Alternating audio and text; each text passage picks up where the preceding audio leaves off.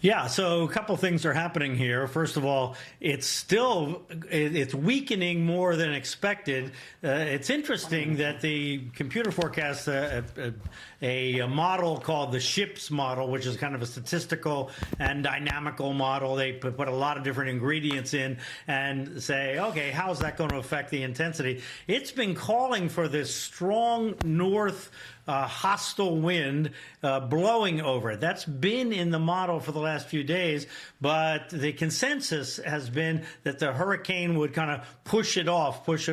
And that hasn't really happened. So we end up kind of, you see right here, this north part isn't showing much of anything. All the thunderstorms are all down here, and that has accounted for the weakening, now down estimated at 105, and the hurricane hunters actually aren't even finding 105 at the moment. The motion has been slow, so when a storm moves slowly, it churns up more cool water underneath of it. That might be part of this. But then the question is, what's going to happen next? And I'll talk about that in 1 second, about what is ahead of this, because there's warm water ahead, and the thinking is this hostile north wind regime is going to let up some, so they're going to call for some intensification. Here you see, when we look at the visible picture, which is like a photograph from space, you can see that line where it's all dry up here, but we can also see a robust circulation. There is nothing at all unhealthy about the circulation in the hurricane.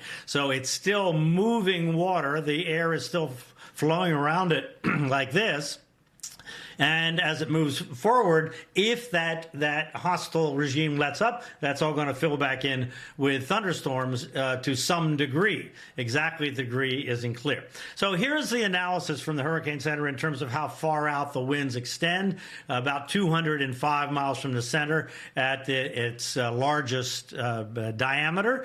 But there's where the tropical storm force winds are. So see, now they're moving away slowly from the Bahamas and the Turks and Caicos, and you see the hurricane force winds are 80 miles from the center. So that's a pretty big donut there of hurricane force winds. These are hurricane force gusts, and the yellow, that's the 40 miles per hour or plus.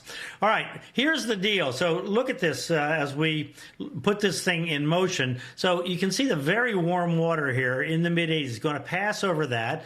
The Hurricane Center is thinking that it will pick up some speed, get a little more intense there, because it's going over that very warm water. You can see the water down below has been a little bit cooler. Still plenty warm, but a little bit cooler. And then if the winds let up and it's still over this warm water, the idea is it might intensify some. So you see 105, 110, and as we go forward, 110 is the peak right now, but there's a big question mark in here. If those hostile upper level winds let up, then it has an opportunity, because it has such a well-defined circulation. But in any case, because it's moving north, it's going to expand in size, and the idea is that it will expand, so some of those strong winds over eastern North Carolina and extreme southeastern Virginia in terms of the strong winds coming in off the ocean this way. So that's the idea of the cone. The center of it certainly stays offshore, and here we are. We can see, watch it grow here.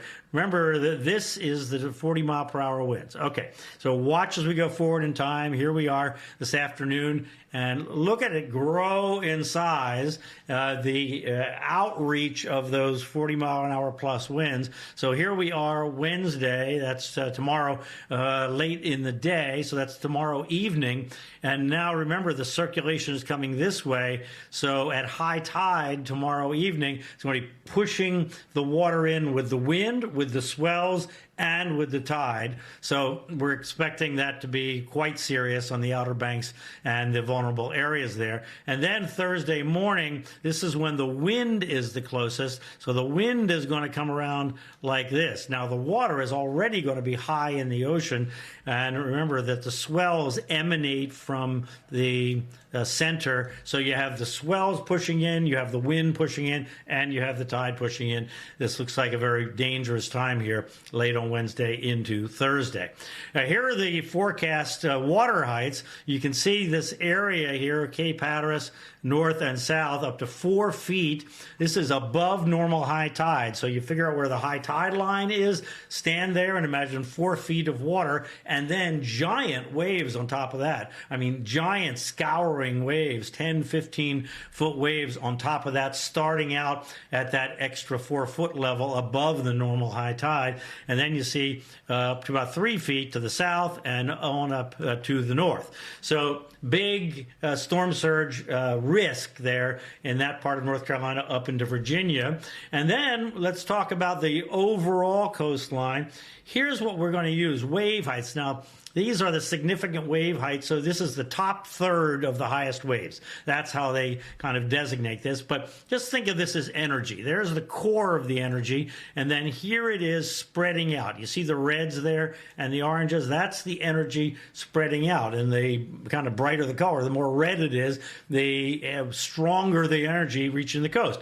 Okay, so here we are today. All right, now let's go forward in time. Watch the energy coming toward the coast. There you see it. There we're going to get the very strong, the big waves there, all the way from the Treasure Coast in Florida on up to Cape Hatteras.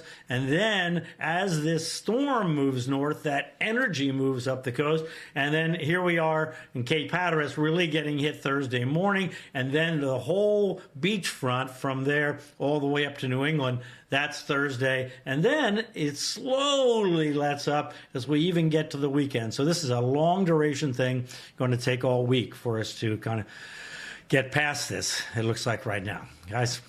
That's what we have to just do. Be patient watching this thing.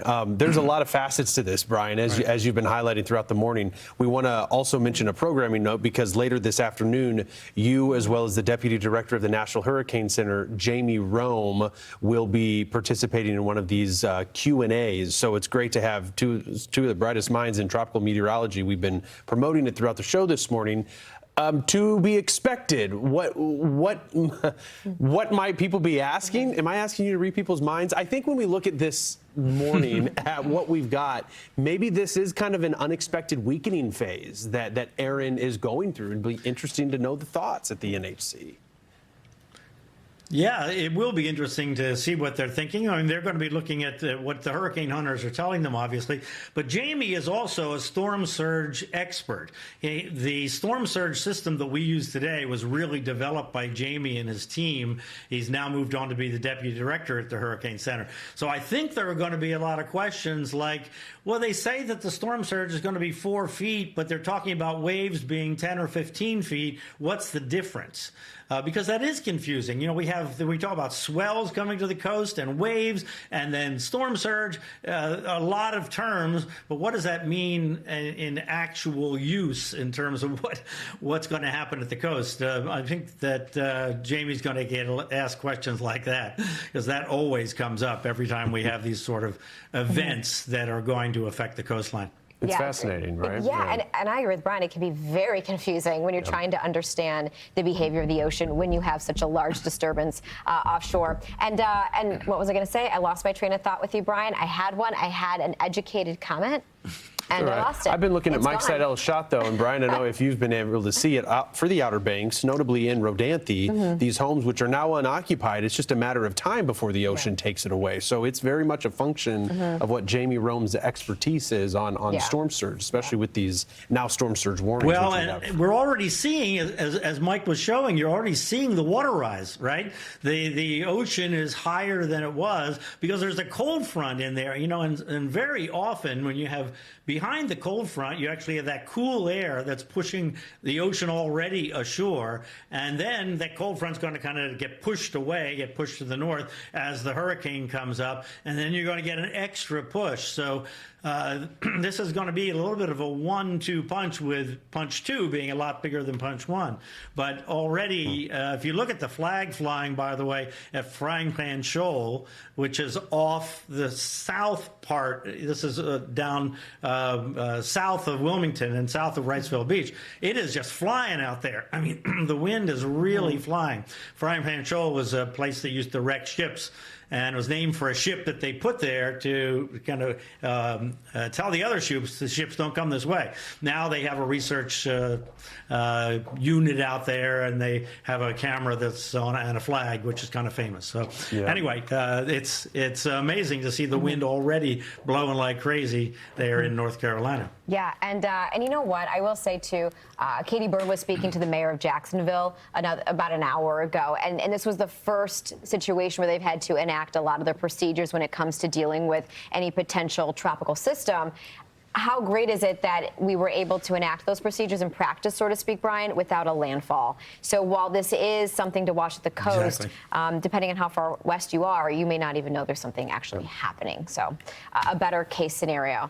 And looking forward to that Q&A, by the way, with you and Jamie later. All right, Fox Weather Hurricane Specialist Bryan Norcross hanging out with us this morning. Thanks, Bryan.